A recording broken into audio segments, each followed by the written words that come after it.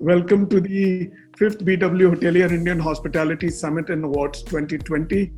Uh, we're really delighted to have you, the Honorable CEO of the Niti Aayog, as our chief guest inaugurating this edition. This is a very special edition for us. It's a virtual edition against odds. It was a challenge for us. Till now, we'd been doing on-ground events, but we took it on us that as the hospitality goes through this short downturn, we should recognize all the winners and bring them all on one platform. In more ways than one, you're synonymous with the three categories that the BW Hotelier and the Indian Hospitality Summit and Awards stand for: hospitality, travel and tourism, and F&B.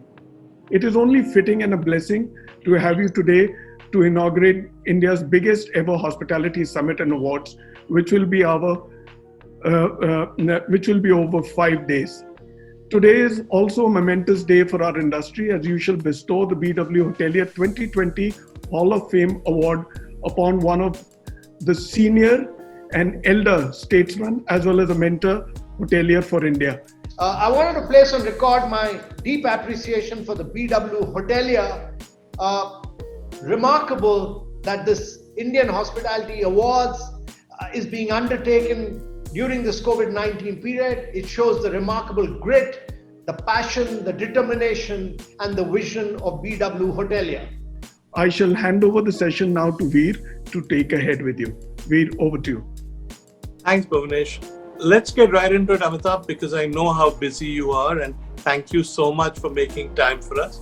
But the first and obvious question, you're in the thick of things. How do you see the pandemic progressing? How long before things return to normal? So Veer, first of all, I think we must understand the nature of this crisis. I mean, it's one of the biggest crises the world has ever seen. It's bigger than what had happened in the 1920s, and it's bigger than the 2008 financial crisis. In fact, it's about 50 times bigger in financial and economic terms than what had happened in 2008, when global economy had declined by about 1%. But now the global economy is already declined by about 6.5%. And therefore, the COVID-19 pandemic has impacted every sector across the world. But perhaps, to my mind, the travel, tourism, and hospitality sectors have been the most impacted of all. And and this is true across the world, including those countries where the peak of the pandemic appears to have crossed. European countries, even there, the tourism has been very badly hit. And the World Tourism Organization has predicted a fall in international travel spending by between 910 billion to 1.2 trillion this year. And of the 217 destinations tracked by them, actually about close to 72% had closed their borders to international tourists. And therefore, this is an incredible statistics, states, countries after countries have closed their borders. And there's one statistic from OECD is that nearly 75% of all tourism in countries which are considered wealthy is just confined to within their national borders. And therefore, to my mind, there has to be an inward focus for the short to medium term.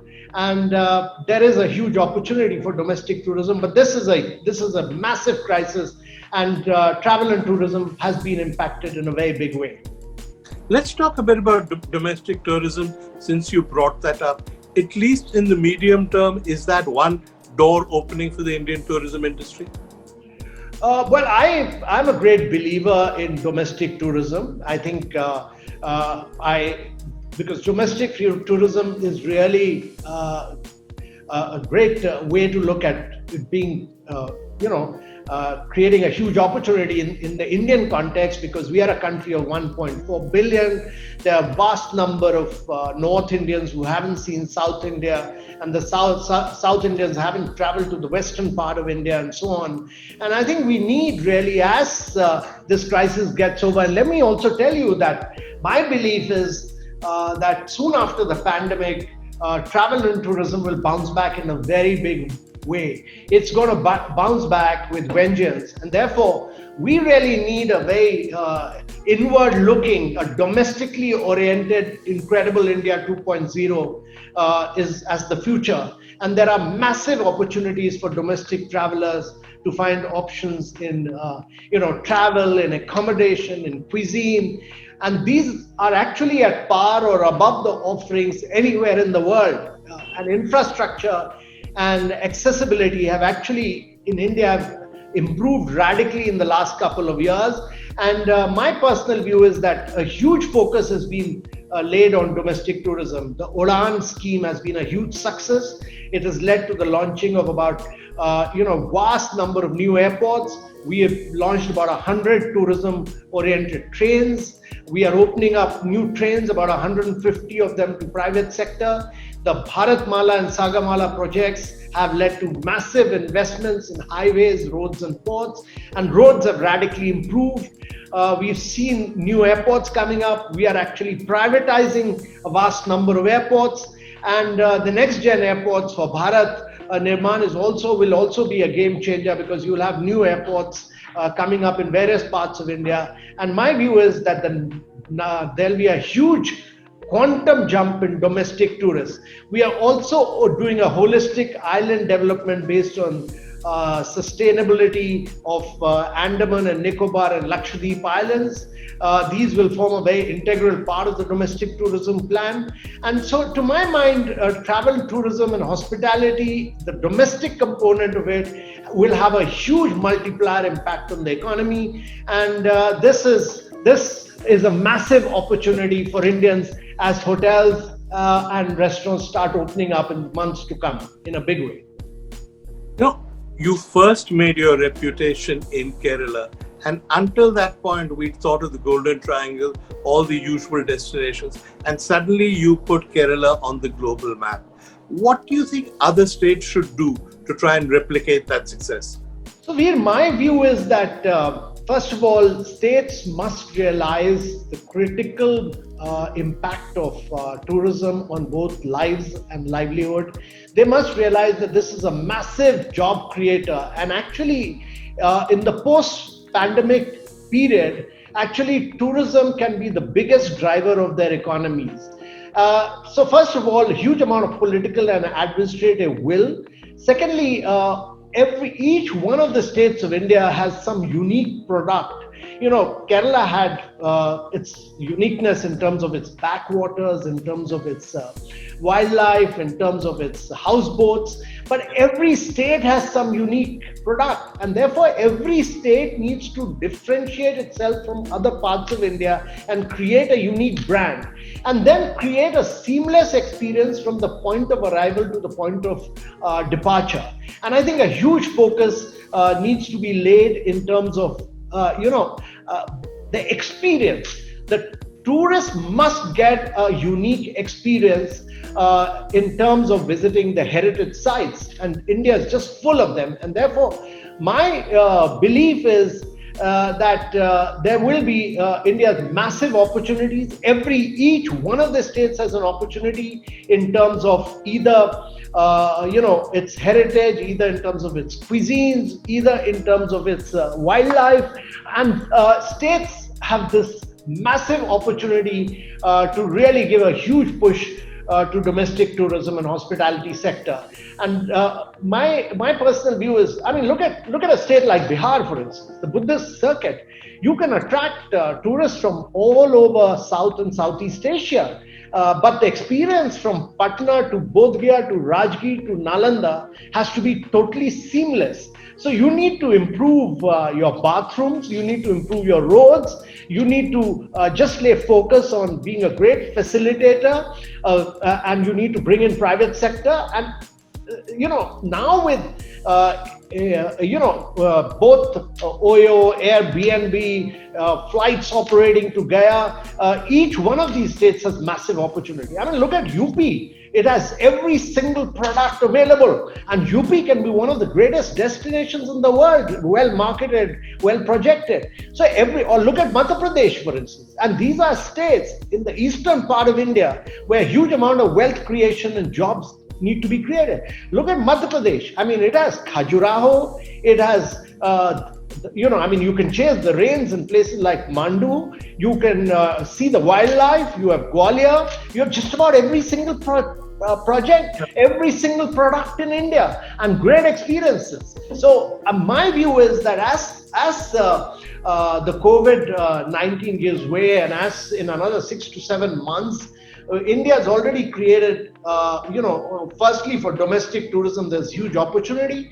But even internationally, we've made visa very simple through the electronic tourist visa. We've created a new class of visa so that people can come in at just about $25 for a month as a short-term tourist. And therefore, I personally see that as India bounces back, or as the travel and tourism world bounces back, India should be back in a very, very big way. We just need to be ready and get up. And I think states need to really push for it.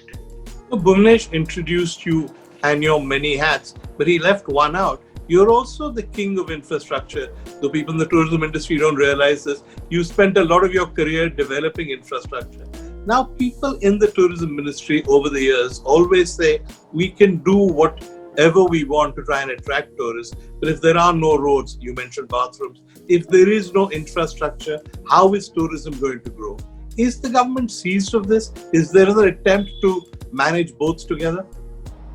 So we quite often we tend to look at the allocation provided for the tourism sector as something which is all that you look at. But, India's pushed a lot in terms of infrastructure. Actually, the whole focus in terms of the national infrastructure pipeline which has been laid out is in terms of creating totally world-class infrastructure. And actually, if we need to bounce back, the whole focus, as was done by President Roosevelt in 1928, was to lay a huge focus on infrastructure. And therefore, this government is laying a massive amount of focus on infrastructure. And one of our philosophy is that we must bring in private sector. So a lot of projects which government owns are actually being put out into private sector hands through asset monetization.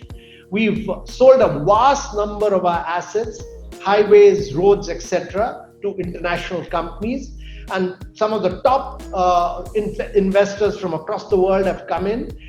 We have sold a number of airports recently. We'll be selling many more. We brought in Zurich Airport to do the new Noida airport, which will be one of the biggest in the world. We will be doing the new Mumbai airport. But let me assure you that a huge amount of work has been done around ports, around roads, around highways, and around the corridors. So we've actually ended up creating new cities. If you go to a city called Aurek near Aurangabad, it's a completely new greenfield city. Or if you go to Dholera in Gujarat, and both these cities have a tourism component to it. So a massive focus has been laid on infrastructure, and all of these will have a huge multiplier impact on tourism as we go forward. And my belief is that actually the focus has to be on creating seamless experiences. And therefore, what the tourism sector needs to do is India has a massive amount of heritage, and post-COVID-19, there'll be a huge focus on cultural tourism. My own belief is that the world will move towards shorter duration holidays. The world will move towards more of experiential travel, which is about discovering and giving back to the destination something, and becoming richer in terms of culture and heritage from destinations. And therefore, India is in a unique opportunity to attract the rich and famous from across the world in the post-tourism era. And I think a lot has been done on infrastructure. Now, you've been speaking to a lot of people I know in the tourism and hotel industry, and though they're reluctant to say this on public platforms, I'm sure they've said this to you. There's a certain level of disappointment that the government and various state governments haven't done enough to help the restaurant industry and the hotel industry. How valid is that disappointment? No, actually, if you look at all the sectors, out of all the sectors, the tourism, hospitality, the restaurant, and the aviation industry has been the worst impacted. There's no doubt in that. The government hasn't yet looked at sectoral packages at all. Not a single sector has been yet given a package. But measures have been taken by the government and the Reserve Bank of India, both fiscal and monetary, including the Atmanirbhar Bharat package and the Pradhan Mantri Relief Yojana. And these packages actually provide a lot of assistance and support.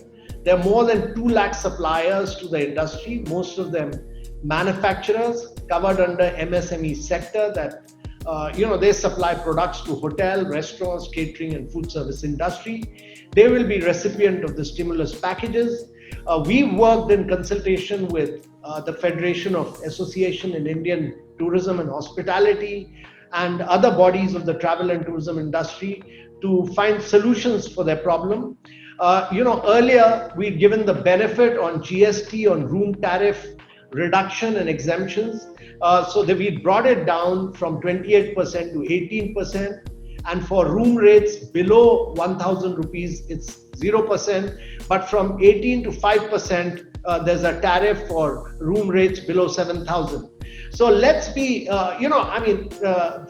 my personal view is that as the government looks for sectoral packages, and I think as the COVID scenario, the scenario is not yet it's not yet clear on how this pandemic will span out in the next couple of months. So I think we'll have to wait and see, Veer, as to how whether it's going to be a prolonged crisis or whether this is going to, we'll have a vaccine in the next 4 to 5 months, or whether it'll take another year. So I think immediately what we need to do is to really push demand from the domestic demographic, and that we need to push in a big way.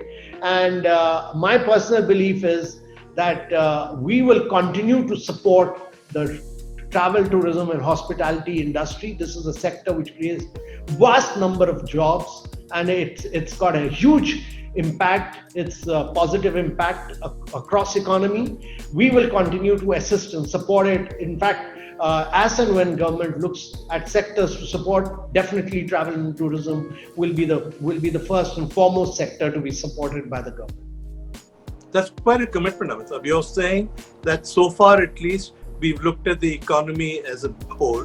Once we start looking at individual sectors, tourism and travel, hospitality will be one of the first sectors this government will look at? Yeah, sure. I have no doubt in my mind that, because you need to look at the crisis in its totality, on how long it will be prolonged and how long will it go on, and when the vaccine will come in. We are still not yet clear on that scenario. So actually not a single sector has been touched either by Reserve Bank of India or by the Government of India in its fiscal and monetary policy so far. As we go along, as and when we look at sectors, travel and tourism will definitely be amongst the first few sectors to be looked at, because it's a very big creator of jobs. It has a huge multiplier impact on economy, and we will definitely try and do our best for the travel and tourism sector, because this is a sector where job creation is a big challenge and we need to create jobs. And therefore, we'll definitely work in very close partnership with the hospitality and the travel and tourism industry for this. I'm sure everyone listening to you will be happy to hear that. But let me turn this around. People in the hospitality industry feel that when they go to the public at large, often when they go, I find this when I go on social media, when they go to politicians, the general perception is that you're a luxury industry, you're an elite industry, what do you have to do with real people? And when they try and explain that it's a huge job creator, it contributes to GDP, this falls on deaf ears. Now that we're at a moment of crisis, perhaps there's some time for reflection. What should the industry do to change its image from being just this useless luxury elite industry, which of course it isn't? Yeah, but firstly, I think it's important that industry must work as a single group. It has too many associations. You have the travel agents association, you have the tour operators association, you have the hotel association, and within that you have the Federation of Hotel and Restaurant Association. So I think the entire travel and tourism industry must speak with one voice, because my personal belief is that this is the single biggest creator of jobs. And actually that's what happened in Kerala. We first commissioned a study on the tourism satellite account of Kerala, and that demonstrated that actually it was creating about 9.5% of the jobs.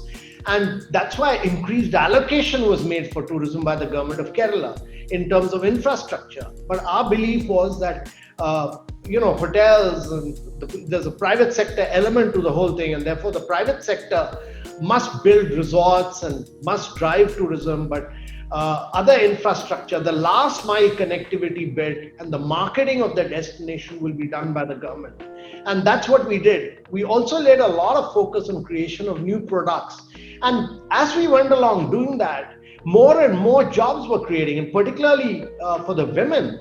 Kerala created a large number of jobs for women. And therefore, this is one sector which has, across the world, created a huge number of jobs.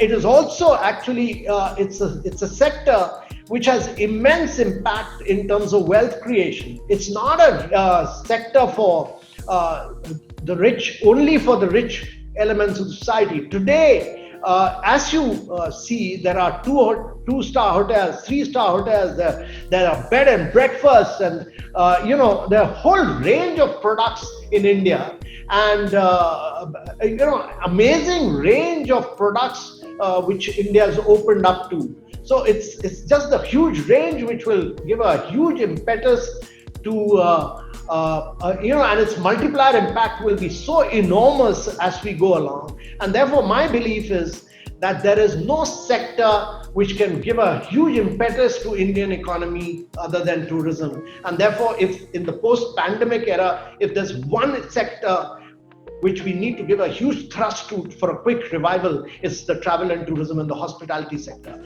And I would also like to mention the restaurant sector, because restaurant sector actually creates a massive number of jobs. It's a sector which has done enormously well for Indian economy, and therefore that's a sector which again requires a big impetus and a big push for growth.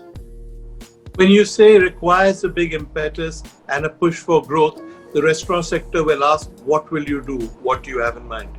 Well, two things. One is, I still feel that while we've been able to do ease of doing business on a large number of other areas, we've jumped up 79 positions in the World Bank ease of doing business. We've made the states compete on a range of areas, including manufacturing and services sector, and made them easy. We rank them, we name and shame them.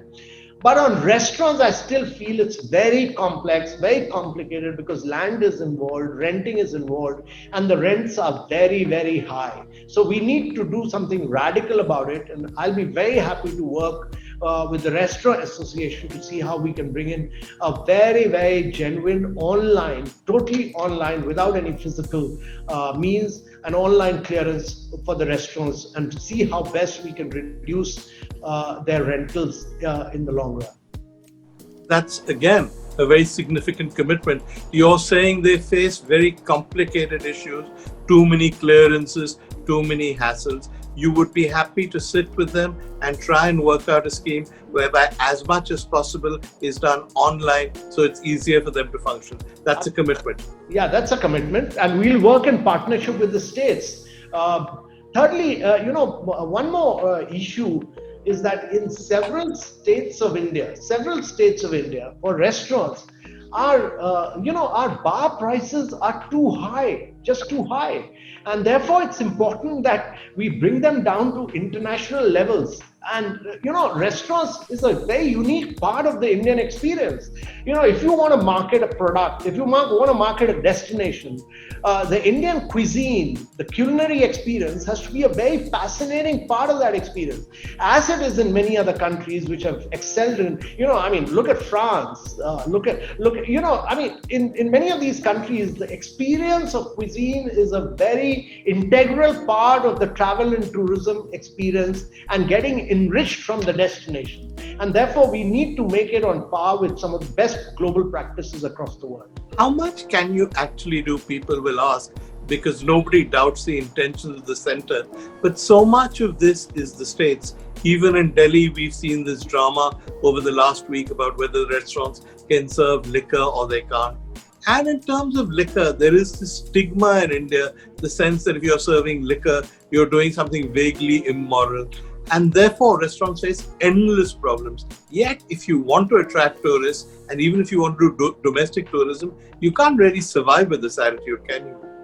No. So therefore, I think it's important that all of us, I think each one of us who has a stake in the travel and tourism industry, including the associations, all of them need to work with the administrative and the political systems in the state. Really, the challenge right now is in states. And just imagine if we can create 6 or 7 great states as far as tourism is concerned on the world map. Just like we've created Rajasthan or we've created Kerala, if we have 6 or 7 more states competing individually in the world market, in the global market as a tourism product, I think your earnings from travel and tourism will jump up very substantially. These states will grow and prosper, and they will become unique brands in the global markets. Let me ask you a personal question. You've spent your life with the government. From the time you joined to today, do you think attitudes to tourism within the government have changed? I think they've greatly changed. When I joined in Kerala, actually as a young officer, nobody had heard of Kerala as a tourism destination. It actually emerged as one of the top destinations. I was just talking to the Chief Minister of Madhya Pradesh. One of his he's drawing up a post-COVID plan. One of his key areas for development is actually travel and tourism. And my belief is that Karnataka is laying a lot of emphasis on this. Tamil Nadu is laying a lot of emphasis on travel and tourism. I only wish that some of the eastern part of India, I still feel that there's a great product in Bihar. There's a great product in Uttar Pradesh, and these products need to be really put out. And if they can become great tourism destinations, you'll see a great experience around it. Final question: what do you tell people who are watching this show, who are worried about their future, who think they will be bust? People who've gone back to their villages say we'll never come back and work as waiters or whatever because that sector will not exist. Are the gloomiest predictions true, or is it that there will be some kind of shakeout, but that we will bounce back? Veer, I have no doubt in my mind that we are going to bounce back. The same was said in the 1920s when the Great Depression happened. The same was the feeling when the 2008 economic collapse had taken place. But let me tell you that a pandemic can only alter the progress. It cannot stop it. A responsible and a phased recovery is imminent, and travel and tourism sector will recover, will bounce back, it will grow back and grow with apps. It'll boom 6 months after the pandemic, it'll absolutely boom. Every single one of us who've been locked up in our houses and in our rooms, all of us would like to travel, and therefore you will see both downstream and upstream benefits will accompany this growth. And there will be to my mind, there'll be robust demand, and this will be spurred by domestic travel and consumption. But in the long run, you will see both international tourism bouncing back in a very, very big way. I have no doubt in my mind that, probably 1 year down the line, each one of us who has a stake in travel and tourism sector growing and expanding would have realized that this sector can be suppressed for a little while by the COVID, but in the long term, it will grow and expand in a very big way. I'll also say that this is a sector where some restructuring will be required. It may happen, but in the long run, everybody must innovate. It's also an opportunity for innovating as it's happening in other sectors. Supply chains are getting massively restructured across the world, and similarly it'll happen in the travel and hospitality sector. You will have it'll be very difficult for travel agents and tour operators, unless they provide a huge value, to exist. And therefore each one of the hotels or bed and breakfast or 2 stars, each one of them will have to digitize, and each one of them will have to actually use technology in a very big way. And this is important because if you look at the top 10 companies of the world today, they're all, 9 of them are tech companies today. So all of them actually have used technology to make a big jump. And therefore my belief is that the travel and tourism industry must use technology in a very big way, make it pervasive and across each one of the chains, because this is a sector which is actually driven by the private sector, and across all segments of the travel and tourism industry, from the taxi driver to the tour operator to the guide to the hotels, the whole entire experience must be seamless digitally, so that everybody across the world is able to do the booking on a mobile across. And that, to my mind, and it's possible in India today because we are the only country in the world with over 1 billion plus mobiles. So we should actually really push for digitization of the travel and tourism sector and make a quantum jump forward digitally. Thank you, Amitabh. That's very, very perceptive. What you're saying, in effect, is that the government may not have done very much for the sector so far, but that's not just true of travel and tourism. That's true of every sector, because it's taken an overall approach rather than a sectoral approach. When it takes the sectoral approach, one of the first sectors it will look at will be travel and tourism. You've said to the industry, there's just too many bodies. You guys are sometimes a little confusing. Why don't you get yourselves better organized so you can deal with various people at governmental levels? You've said to the restaurant industry that I know how difficult things are. I know how complicated things are. If you guys are willing to come and talk to me, let's try and work out some kind of online schemes whereby you can get clearances with very few of these problems. And you've said to the industry, you've said things will bounce back. Don't be so pessimistic, but accept that there will be a degree of restructuring, and use this time not just to moan, groan, or complain, but to re-look at your businesses, to use technology to your advantage, to review what you're doing. Because when the boom returns, and you're saying it will certainly return, be sleek, modern, technologically advanced companies. Is that a fair summary? Absolutely. And let me just assure you that we in government will work in very close partnership and hand in hand with the entire travel, tourism, hospitality industry to ensure we'll work very proactively in the post so that they become a very key driver of India's growth and of its economy in the post-COVID era. Thank you. Thank you so much, Amitabh. There is another part to what we are doing today, is we've asked you to give the Hall of Fame award to India's greatest hotelier. But what I would like is, before you do the formal stuff, just tell me why. I know why I admire and respect PRS Oberoi. Tell me why you respect him. I've known Vicky Oberoi from my days in Kerala when I was Secretary Tourism. And I found him as a truly exemplary person and a remarkable hotelier. And I've always found him as a person who set the platinum standard for excellence in hospitality, not merely for India, but for the world. And I don't think India has produced a hotelier like him. And I don't think the world has produced such a remarkable hotelier like Vicky Oberoi. His induction into the Hall of Fame today is richly deserved, and I don't think anybody in India deserves it more than him. And I extend my personal congratulations both to his many accomplishments and to his entrepreneurial drive. I've been I extend my gratitude as a massive supporter of the tourism and hospitality industry for all that he's contributed to India's travel and tourism sector, also to the global travel and tourism sector.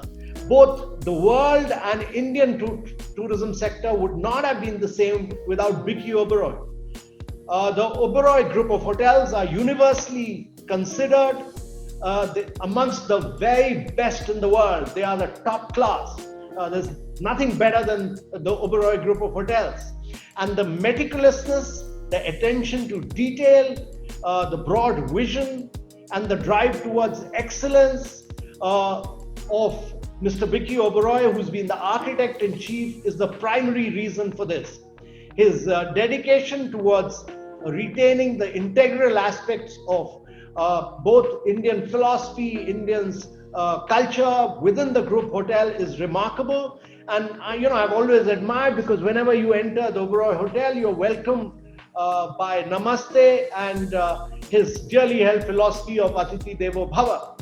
So there's no one like Vicky Oberoi. I've had very close associations with him from during my days in God's Own Country and later during the Incredible India initiative. And I have been greatly enriched by my interactions with him. I've greatly evolved and benefited from the huge amount that I've learned about the hotel industry from him. Thank you very much, ladies and gentlemen. Business World Hotelier confers Hall of Fame Award 2020 on Mr. Prithviraj Singh Oberoi. Hotelier extraordinaire, industry pioneer, and inspiring business leader, Mr. Oberoi has made the Oberoi name synonymous with world-class hospitality. Mr. Oberoi has pioneered luxury hospitality in India and has set the luxury benchmark with a chain of hotels and resorts, some of which rank amongst the best in the world. A passionate hotelier, Mr. Oberoi is the executive chairman, the Oberoi Group. He has an unflinching commitment to aesthetics and service. Mr. Oberoi is also the pioneer of skill development in India's hotel industry. The Oberoi Center of Learning and Development, which was founded in 1966, is still the benchmark for hospitality education and training in the country. A conservationist, Mr. Oberoi is a member of the Worldwide Fund for Nature. The Oberoi Vanya Vilas Ranthambore has been ranked amongst the best ecotourism resorts in the world. Mr. Oberoi has put India on the luxury tourism map and has made an immense contribution to India's global image. In 2008, Mr. Oberoi was awarded the Padma Vibhushan by the Government of India. The Padma Vibhushan is the second highest civilian award. In 2004, he received an award from the Department of Tourism, Government of India, for his contribution to tourism. Mr. Oberoi's achievements have been feted by the hospitality and travel industry. He has received numerous awards and accolades in India and overseas. In December 2012, he received the Lifetime Achievement Award at the International Luxury Travel Mart at Cannes. In 2010, he was voted the Corporate Hotelier of the World by readers of the Hotel magazine. In recognition of his management genius and his distinguished contribution, Business World Hotelier confers the Hall of Fame Award on Mr. Prithviraj Singh Oberoi. Thank you, Amitabh. You were brilliant, as always. This was brilliant, Amitabh sir.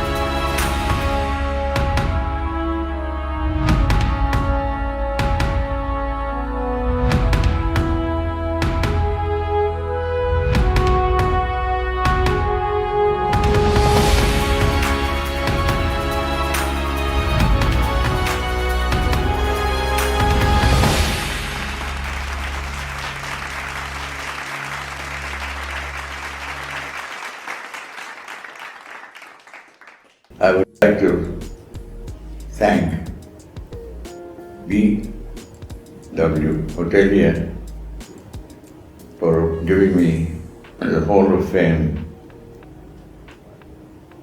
award for the year 2020.